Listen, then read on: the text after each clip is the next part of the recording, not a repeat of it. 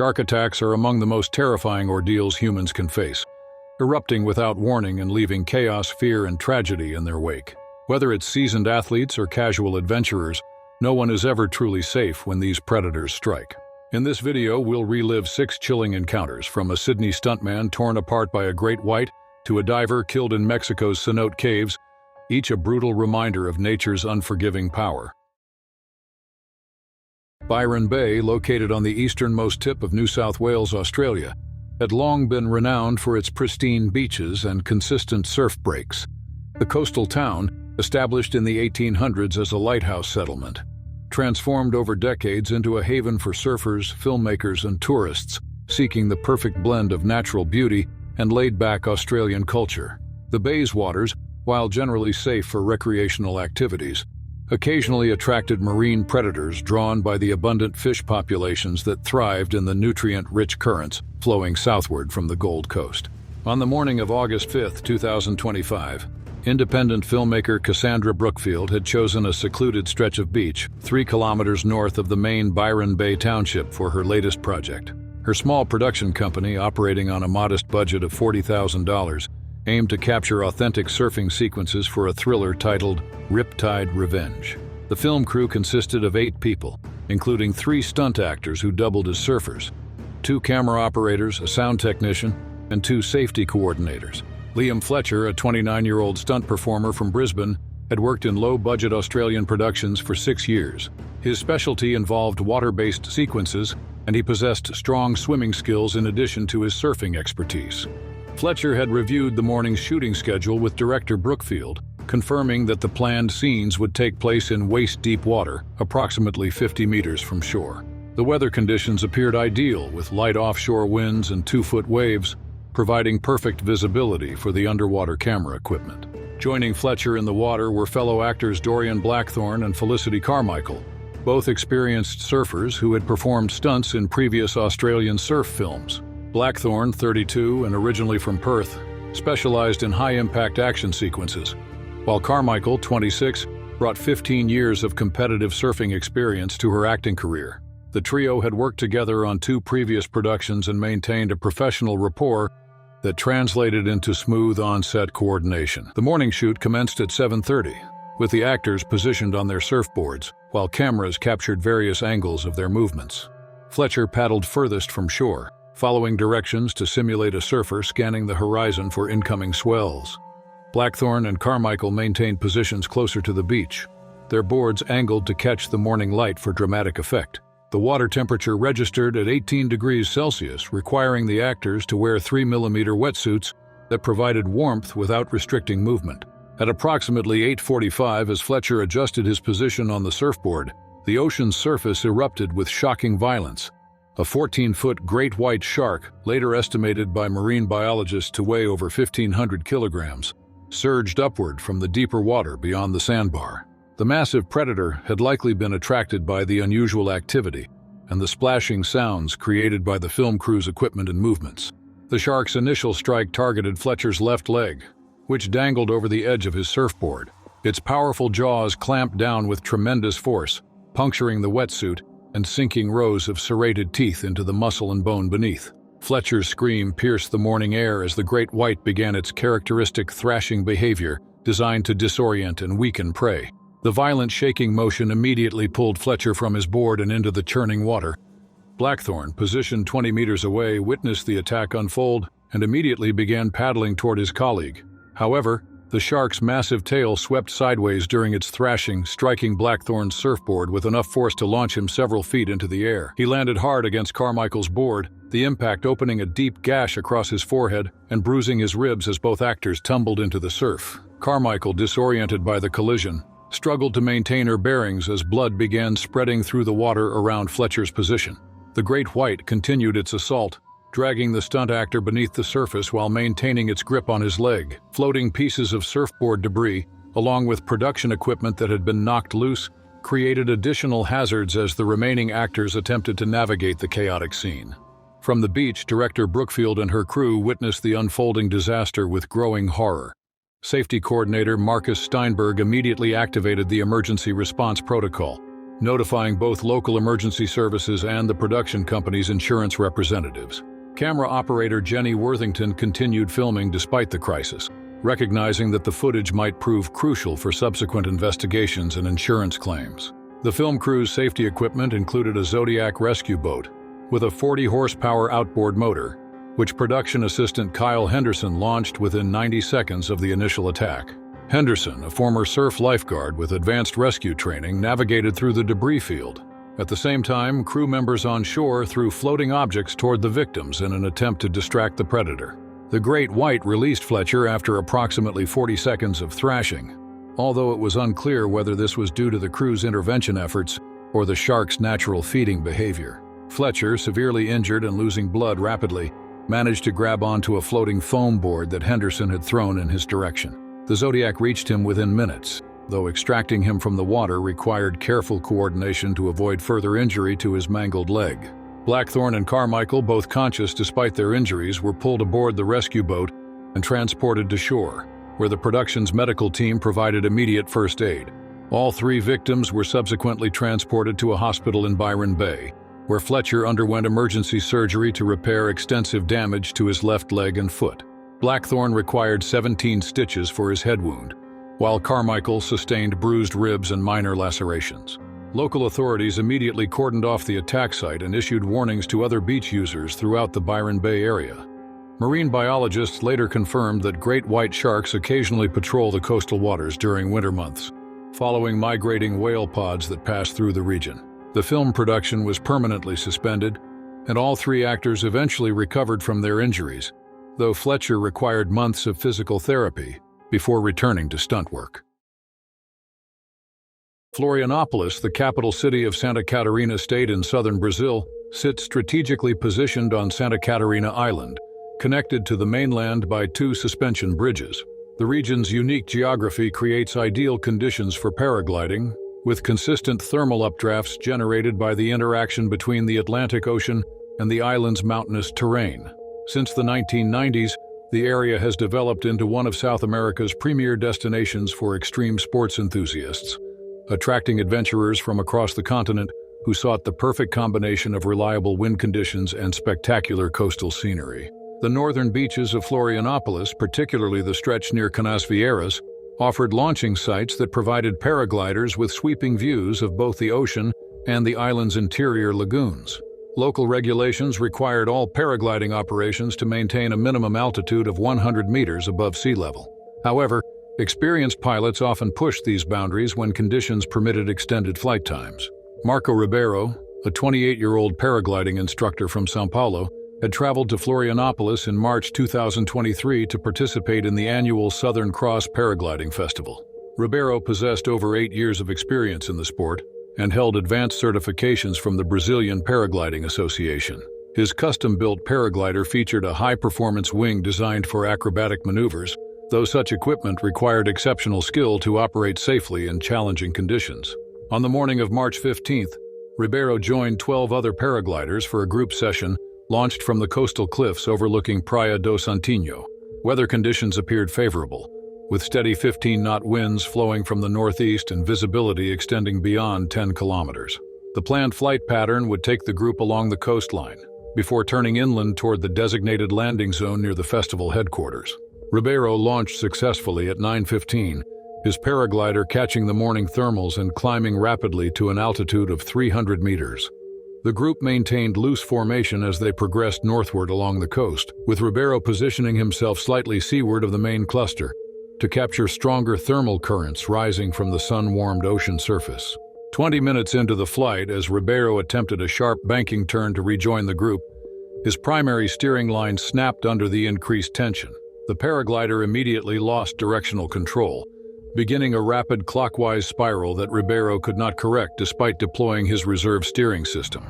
His altitude dropped precipitously as the malfunctioning wing collapsed partially, transforming his controlled flight into an uncontrolled descent toward the ocean. Fellow paragliders Sebastião Monteiro and Ana Ferreira witnessed Ribeiro's equipment failure and immediately adjusted their flight paths to track his descent. Monteiro activated his emergency radio, broadcasting distress calls to both the Coastal Rescue Service and the festival's ground control station. However, The rapid nature of Ribeiro's fall left insufficient time for conventional rescue operations to respond effectively.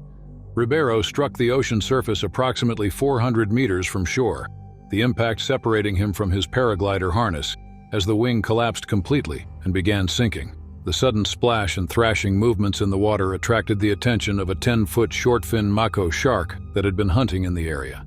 Short-fin makos, known as the fastest sharks in the ocean, typically patrol these waters during the warmer months while following schools of tuna and other pelagic fish species. The shark approached Ribeiro within seconds of his water entry, drawn by the unusual disturbance and the rapid movements of a struggling surface target. As Ribeiro attempted to inflate his emergency flotation device, the mako struck his right calf with devastating speed. The shark's narrow, pointed teeth pierced his wetsuit and penetrated deep into the muscle tissue, causing immediate, severe bleeding. Ribeiro fought to remain conscious as the shark released its initial bite and began circling for a potential second attack. His military training from mandatory Brazilian service had included basic water survival techniques which proved crucial as he struggled to minimize his movements while maintaining buoyancy. The inflated emergency flotation device kept him partially above the surface despite his weakening condition. Monteiro and Ferreira, observing the attack from above, began dropping their emergency equipment toward Ribeiro's position. Ferreira released her backup flotation device, which landed within reaching distance, while Monteiro used his emergency flare to signal approaching fishing boats that had responded to the radio distress calls. A local fishing vessel reached Ribeiro approximately 8 minutes after the shark attack. However, the crew required careful maneuvering to extract him from the water without attracting further attention from the circling mako. The shark had inflicted multiple bite wounds on his calf and ankle, requiring immediate pressure bandages to control the blood loss during transport to shore. Ribeiro was rushed to the hospital, where emergency surgeons worked to repair the extensive soft tissue damage and prevent infection from the shark's bacteria-laden bite. Despite requiring multiple surgical procedures and months of physical rehabilitation, he eventually recovered full mobility in his leg. The incident prompted Brazilian paragliding authorities to implement new safety protocols, which require backup steering systems and improved emergency equipment for coastal flights. Sydney Harbor, one of the world's most recognizable natural harbors, spans 240 square kilometers of intricate waterways, bays, and headlands along Australia's southeastern coast. The harbor's deep channels and abundant marine life have historically attracted various shark species, including great whites that venture into the area while following migrating fish populations. Despite its urban surroundings and heavy boat traffic, the harbor maintains healthy populations of rays, fish, and seals that serve as natural prey for apex predators. The entertainment industry has utilized Sydney Harbor as a filming location since the early 20th century, with its dramatic backdrop providing the setting for countless television productions and films. Safety regulations governing aquatic stunts had evolved significantly over the decades, requiring extensive safety protocols and backup systems for any performance involving potential contact with marine wildlife. In September 2018, the Australian television network commissioned a live special program titled Ultimate Dare, designed to showcase extreme stunts performed by professional stunt performers. The show's producers had obtained special permits to conduct a cage diving sequence near the harbor's eastern entrance, where great white sharks occasionally appeared during the winter months while following whale migration routes. Corey Latham, a 34-year-old stunt performer from Melbourne, had built his reputation over 12 years through increasingly dangerous aquatic performances. His specialties included underwater escapes, high-altitude water entries, and cage diving exhibitions that combined entertainment value with legitimate marine education components. Latham held advanced diving certifications and had completed over 200 cage dives in various international locations without incident. The planned stunt involved Latham jumping from a helicopter hovering 30 meters above the harbor's surface, landing directly inside a reinforced steel cage suspended 5 meters underwater. The cage design incorporated multiple safety features, including emergency air supplies, communication systems, and quick-release mechanisms that would enable rapid extraction in the event of problems during the performance. Television crews positioned themselves on multiple boats surrounding the dive site, with underwater cameras providing additional angles of the descent and cage entry. Marine biologists from the local aquarium served as safety consultants, monitoring water conditions and marine life activity in the immediate area. The production had attracted significant media attention, with live television coverage planned for the evening news broadcasts. Weather conditions on September 23rd appeared ideal for the stunt, with minimal wind and calm seas, providing clear visibility for both the camera crews and safety divers. Latham completed his pre-dive safety checks and confirmed radio communication with the helicopter pilot and dive coordinator. The steel cage had been lowered into position and secured with multiple anchor lines to prevent it from drifting during the performance. At 2:30 in the afternoon, as Latham prepared for his helicopter exit, the dive coordinator reported unusual activity on the sonar equipment. A large marine animal, subsequently identified as a 17-foot great white shark, had approached the cage site and begun circling the suspended structure. Marine biologists on the safety team debated whether to postpone the stunt, but ultimately determined that the cage's protective barriers would prevent any dangerous encounters. The helicopter reached its designated altitude, and Latham positioned himself for the planned descent. Television cameras captured his exit from the aircraft and initial fall toward the harbor's surface.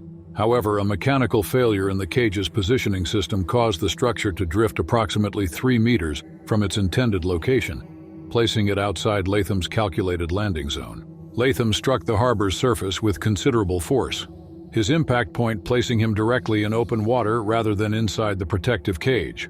The great white shark, attracted by the sudden disturbance and splash, immediately altered its circling pattern and approached the struggling stunt performer. Safety divers, positioned 20 meters away according to protocol, began swimming toward Latham's position, but could not cover the distance quickly enough to intervene. The shark struck Latham from below with tremendous force, its massive jaws clamping onto his torso and dragging him beneath the surface.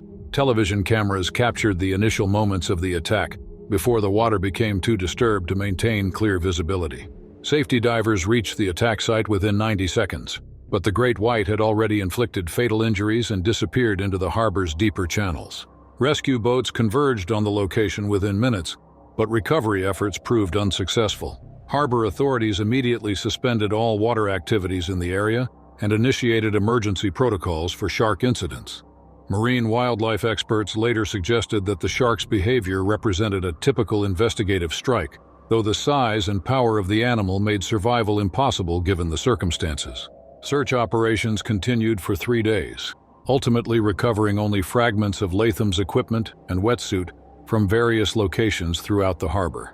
The television production company faced extensive investigations from workplace safety authorities and subsequently implemented comprehensive new protocols for all aquatic stunt work. The incident prompted significant changes in Australian entertainment industry safety standards, particularly regarding the use of protective equipment during filming in shark-infested waters. Marine biologists emphasize that while such attacks remain statistically rare, the combination of unusual circumstances and equipment failures had created conditions that overwhelmed existing safety measures. Latham's death marked the first fatal shark attack associated with commercial television production in Australian waters, leading to mandatory waiting periods and enhanced marine life monitoring for all future aquatic entertainment projects involving potential predator encounters. Margaret River, located in Western Australia's southwest region, had established itself as one of the world's premier surfing destinations by the early 2000s. The area's exposed coastline faces directly into the Southern Ocean, generating consistent swells that travel thousands of kilometers before reaching the rocky reefs and beach breaks scattered along the 40-kilometer stretch of coast. The region's surf breaks, carved by centuries of wave action against ancient limestone formations, created both world-class waves and complex underwater topography that attracted diverse marine life. The waters off Margaret River supported substantial populations of Australian salmon, tuna, and various ray species that served as primary food sources for tiger sharks migrating along the coast. These apex predators, identifiable by their distinctive striped patterns and broad heads, typically appear in the area during the autumn and winter months, as they follow the seasonal movements of their prey. Local surfers had long acknowledged the presence of these sharks, though encounters remained relatively uncommon given the vast expanse of available ocean territory. Nathan Clark, a 30-year-old professional surfer from Perth, had competed on the World Surf League Tour for 8 years before transitioning to a career in surf coaching and board design. His reputation for charging powerful waves in challenging conditions had earned him sponsorship deals with several major surf companies. However, he maintained his preference for solo dawn sessions when conditions aligned with his training schedule. On April 7, 2021, Clark drove to a secluded break 15 kilometers south of the main Margaret River Township, seeking solitude for an intensive training session. Weather forecasts indicated optimal conditions with offshore winds, 2-meter swells, and clear skies, providing excellent visibility for analyzing his technique. The chosen location featured a shallow reef break that produced hollow, powerful waves but required precise positioning to avoid the sharp limestone formations beneath the surface. Clark entered the water at sunrise, paddling through the channel that provided safe passage to the lineup beyond the breaking waves. His custom-shaped surfboard, designed specifically for powerful reef breaks, measured 6 feet 4 inches in length with a narrow outline that enhanced speed and maneuverability in critical sections. The water temperature registered at 16 degrees Celsius, requiring a 4-millimeter wetsuit for extended sessions. The morning session progressed smoothly for the first hour, with Clark successfully riding multiple waves while refining his approach to the reef's more challenging sections. The swell direction and tide combination created ideal conditions for the type of steep, fast-breaking waves that had built his reputation as a barrel-riding specialist. His familiarity with the break allowed him to position himself precisely in relation to the reef's contours and the waves' breaking patterns. At approximately 7:30, as Clark paddled back toward the peak after completing a particularly long ride, he noticed unusual disturbances in the water near the main takeoff zone. Schools of smaller fish appeared to be fleeing the area, creating ripples and splashes that suggested the presence of a larger predator. However, such activity was not uncommon in the morning hours when various marine species engaged in feeding behaviors. Clark positioned himself for what he intended to be his final wave of the session, a solid 2-meter set that approached from the southwest. As he dropped into the wave face and began his bottom turn, the water beneath him erupted with shocking violence. A 13-foot tiger shark, estimated to weigh over 400 kilograms, surged upward from the deeper water adjacent to the reef. The shark's massive jaws snapped shut on the tail section of Clark's surfboard with crushing force, the impact throwing him forward into the wave's white water. The tiger shark's bite severed approximately 18 inches from the board's rear, including the fin setup and a portion of the fiberglass construction. Clark tumbled through the broken wave, his momentum carrying him across the sharp reef formations that scraped against his wetsuit and exposed skin. As Clark surfaced and attempted to regain his bearings, he realized that the shark had not departed but continued to circle the area while investigating the floating debris from the board. The predator's behavior suggested heightened interest in the unusual disturbance, possibly triggered by the vibrations and sounds created by the board's destruction. Clark faced the challenge of reaching safety while avoiding further confrontation with an agitated apex predator. The remaining portion of his surfboard provided limited flotation, forcing Clark to rely primarily on his swimming ability to reach the relative safety of the shallow reef area. However, movement through the water risked attracting additional attention from the circling tiger shark. Clark chose to minimize his motion while gradually working toward the reef's edge, using the available board fragments for support. The tiger shark made several additional passes around Clark's position, its distinctive broad head and striped pattern visible through the clear water. On one approach, the predator came within arm's reach, prompting Clark to use the broken board section as a barrier between himself and the shark's investigation. The confrontation continued for approximately 10 minutes before the shark lost interest and disappeared into deeper water. Clark successfully reached the reef's shallow margin, though the crossing had resulted in multiple lacerations across his torso and legs from contact with the sharp limestone formations. Blood from these wounds created additional concern about attracting other predators, motivating him to exit the water as quickly as conditions permitted. The swim to shore required 25 minutes of careful navigation through the reef system, during which Clark remained vigilant for any signs of returning sharks. Upon reaching the beach, he assessed his injuries and determined that while painful and bleeding, none required immediate emergency medical attention. Clark later described the encounter as a reminder that even familiar surf breaks could present unexpected dangers when apex predators appeared during routine sessions. The Riviera Maya's coastal cave systems represent some of Mexico's most challenging underwater environments, where freshwater cenotes meet the Caribbean Sea through complex networks of submerged tunnels. The cave system, known locally as Sistema Sac Actun, located near Playa del Carmen, features particularly complex passages that connect inland cenotes to coastal outlets, creating brackish water conditions that attract technical divers from around the world seeking challenging underwater exploration opportunities.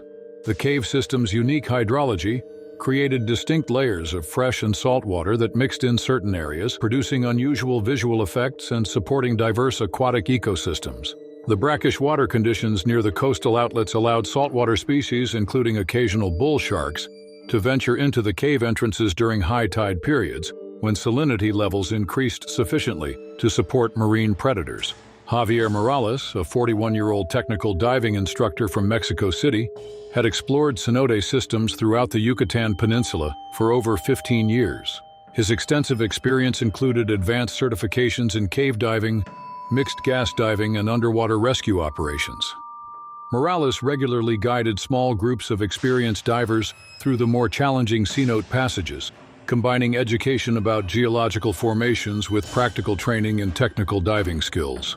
On November 12, 2022, Morales planned to explore a recently discovered passage system in the coastal sections of Sistema Sac Actun near Playa del Carmen, with two fellow instructors, Elena Vasquez and Roberto Sandoval. The trio intended to survey the brackish water transition zones where the cave system connected to the Caribbean Sea, requiring specialized equipment, including rebreathers, backup air supplies, and cave diving lights designed for extended underwater operations. Weather conditions during the preceding week had been unusual, with Hurricane Karen tracking along the coast and creating higher than normal tides that pushed additional salt water into the coastal cave systems. Local diving operators had reported unusual fish behavior and increased salinity levels in several cave entrances.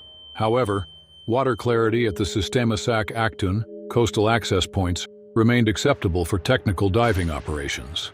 The dive team entered the water at a coastal cave entrance, following established protocols for technical cave diving that included redundant safety systems and predetermined turnaround times.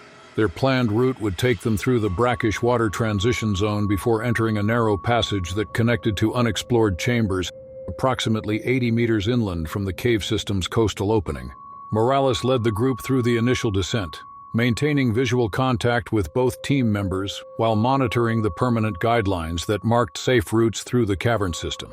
Water visibility was measured at approximately 20 meters, which was adequate for their planned exploration, but reduced from the typical 30-meter clarity that characterizes the cenote under normal conditions. 45 minutes into the dive, as the team approached the entrance to the unmapped passage, Morales detected unusual movement in the water ahead. The narrow confines of the cave system limited his ability to identify the source of the disturbance. However, his experience suggested the presence of a large fish species that did not typically inhabit freshwater cenote environments. A bull shark, measuring approximately 10 feet in length, emerged from the shadows of the cave passage ahead.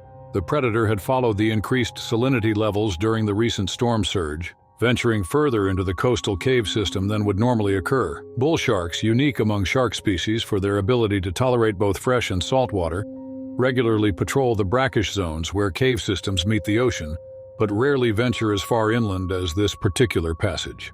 The confined space of the cave passage eliminated normal escape routes available during open-water shark encounters.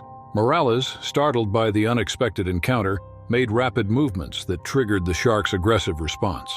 The bull shark struck immediately, its powerful jaws clamping onto Morales' right leg just above the knee, while its thrashing motion stirred up sediment, reducing visibility to near zero.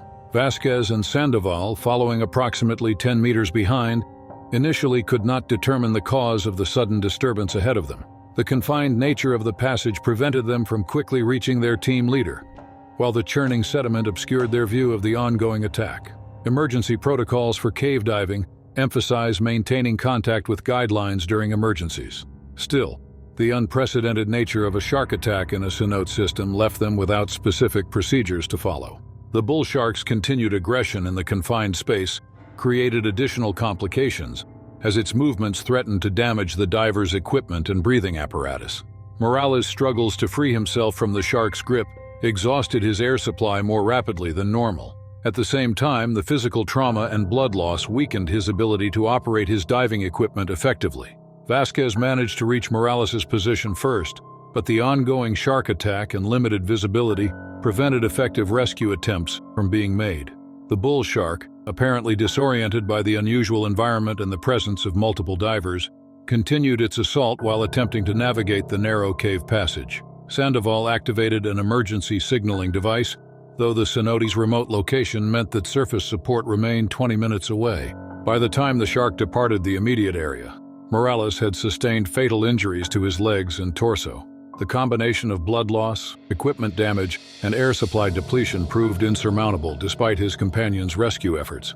Vasquez and Sandoval managed to transport his body to the Cenote's surface, where emergency medical personnel confirmed that he had not survived the encounter.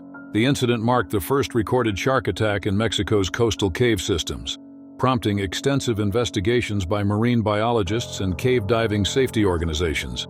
Researchers confirmed that storm surge events could occasionally drive marine predators deeper into brackish cave systems than normal, though such occurrences remained extremely rare. Local diving operators subsequently implemented new safety protocols, requiring salinity and marine life surveys before entering coastal cave passages following significant storm events. The tragedy highlighted the need for expanded emergency procedures to cover unusual predator encounters in brackish water cave systems, where such incidents had not previously been documented. Morales' death prompted the Mexican diving community to establish new training requirements and safety equipment standards for technical coastal cave diving operations. Gansbaai, a small fishing town located on the southern coast of South Africa's Western Cape Province, had gained international recognition as one of the world's premier great white shark viewing destinations. The town's proximity to Dyer Island and the adjacent Geyser Rock seal colony created ideal hunting conditions for these apex predators, with the channel between the islands earning the nickname Shark Alley among local fishing communities and marine researchers. The area's unique marine ecosystem supported substantial populations of Cape fur seals, which served as primary prey for great white sharks migrating along the South African coast. These predators, some measuring over 6 meters in length, demonstrated sophisticated hunting behaviors in the relatively shallow waters surrounding the islands, often launching spectacular breaching attacks that had attracted researchers and filmmakers from around the world. Thomas Whitaker, a 48-year-old sailing enthusiast from Cape Town, had organized a recreational sailing expedition to observe marine wildlife in the waters off Gansbaai during February 2020. His 35-foot sailboat, equipped with modern navigation and safety equipment, provided an ideal platform for wildlife observation while maintaining the mobility necessary to avoid dangerous encounters with the area's apex predators. Joining Whitaker for the 3-day expedition were longtime sailing companions Marcus Lee, aged 36, Patricia Henley, 42, and David Kruger, 39. All four possessed extensive sailing experience and had completed similar wildlife viewing trips along the South African coast. However, none had previously ventured into the waters immediately surrounding Shark Alley during peak great white shark season. Weather conditions on February 14th appeared ideal for sailing, with light winds from the southeast providing comfortable sailing conditions while maintaining sufficient breeze to ensure responsive boat handling. Water visibility exceeded 15 meters, giving excellent opportunities for observing underwater wildlife through the boat's viewing windows, which are installed below the waterline. The group departed Gansbaai Harbor at dawn, following a predetermined route that would take them past the seal colonies while maintaining safe distances from the main predation zones where great white sharks typically hunted. Local marine authorities had provided current information about shark activity levels and recommended viewing areas that balanced wildlife observation opportunities with safety considerations. By mid-morning, the sailboat had reached a position approximately 2 kilometers southwest of Dyer Island, where the crew observed multiple seal colonies engaged in typical feeding and social behaviors. Great white sharks appeared intermittently in the surrounding waters, though their movements remained predictable and non-threatening to the sailing vessel positioned in deeper water beyond the main hunting grounds. At 11:30, as the crew prepared to adjust their course toward a different viewing area, Lee volunteered to secure a loose jib sheet that had been rattling against the mast. The line had worked free during a previous course change and required retying to prevent damage to the sail and rigging. Lee positioned himself near the port rail, leaning outboard to reach the problematic line while maintaining his grip on the boat's safety rails. The sailboat's position placed it directly above an underwater ridge, where great white sharks often patrolled, while searching for seal colonies moving between feeding areas. A 15-foot female great white, estimated to weigh over 2,000 kilograms, had been tracking the boat's movement from below, possibly attracted by the unusual sounds and vibrations transmitted through the water by the vessel's hull and rigging. Without warning, the massive predator launched itself from the water in a spectacular breach that brought its entire body above the ocean's surface. The shark struck the sailboat's port side with tremendous force, its momentum carrying it partially onto the deck while its jaws snapped shut on Lee's extended leg. The impact threw both Lee and the shark across the cockpit area, scattering sailing equipment and knocking Henley and Kruger off their feet. The Great White's thrashing motion as it attempted to return to the water created additional chaos aboard the sailboat. Its powerful tail struck various pieces of deck equipment, while its jaws maintained their grip on Lee's leg, causing severe crushing injuries and deep lacerations that immediately began bleeding profusely. The shark's weight and violent movements threatened to capsize the relatively small sailing vessel. Whitaker immediately activated the boat's emergency radio while attempting to assist Lee, though the continuing presence of the agitated shark on deck prevented close approach. Kruger managed to grab a boat hook and began prodding the shark in an attempt to encourage it to release Lee and return to the water. However, the predator's disorientation and the unfamiliar environment of the boat deck appeared to increase its aggressive behavior. The attack's violence threw Henley overboard during the initial impact, forcing her to tread water while a massive, agitated great white shark thrashed on the boat above her position. She attempted to swim toward the stern where the boat's ladder would allow her to re-enter the ship. Still, the shark's continued presence on deck and the blood entering the water created an extremely dangerous situation for anyone remaining in the ocean. After approximately 90 seconds of thrashing, the great white shark managed to work itself back toward the water, finally releasing Lee as it slid off the deck and disappeared beneath the surface. Lee, severely injured and losing blood rapidly, required immediate medical attention that exceeded the boat's first aid capabilities. His left leg showed extensive damage from the shark's bite, with multiple fractures and torn muscle tissue, requiring emergency surgical intervention. Whitaker succeeded in pulling Henley back aboard while Kruger applied pressure bandages to Lee's wounds, using the boat's emergency medical supplies. The nearest medical facility capable of handling such severe trauma was located in Cape Town, requiring a helicopter evacuation that would take 45 minutes to arrange and execute. Emergency rescue services responded within 20 minutes of Whitaker's distress call, dispatching both a helicopter and a Marine rescue unit to the scene. Lee was successfully evacuated to Cape Town's trauma hospital, where surgeons worked for 6 hours to repair the extensive damage to his leg and restore circulation to the affected limb. Despite the severity of his injuries, Lee eventually regained full use of his leg after extensive rehabilitation. However, the incident ended his sailing activities in areas known for great white shark populations. The psychological impact of the attack affected all 4 crew members differently, with Henley experiencing recurring nightmares about being in the water while the shark attacked above her. Kruger developed a heightened awareness of marine wildlife that initially made him reluctant to return to offshore sailing.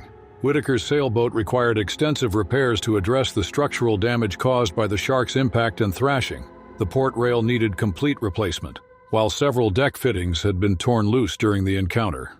Insurance investigators spent weeks documenting the unusual nature of the claim, as great white shark attacks on recreational vessels remained extremely rare, even in South African waters. Marine biologists who investigated the incident suggested that the shark's breaching behavior represented a case of mistaken identity, with the sailboat's hull possibly resembling a seal when viewed from below. The attack location, directly above a known hunting corridor, placed the vessel in an area where great white sharks regularly demonstrated aggressive feeding behaviors. The Gansby Harbor Authority subsequently implemented new guidelines requiring recreational boaters to maintain greater distances from seal colonies during peak shark activity periods. Local tour operators began providing more detailed briefings about shark behavior patterns and emergency procedures for private vessel operators visiting the area. The attack prompted local authorities to review safety recommendations for recreational boaters operating near seal colonies during peak predation periods.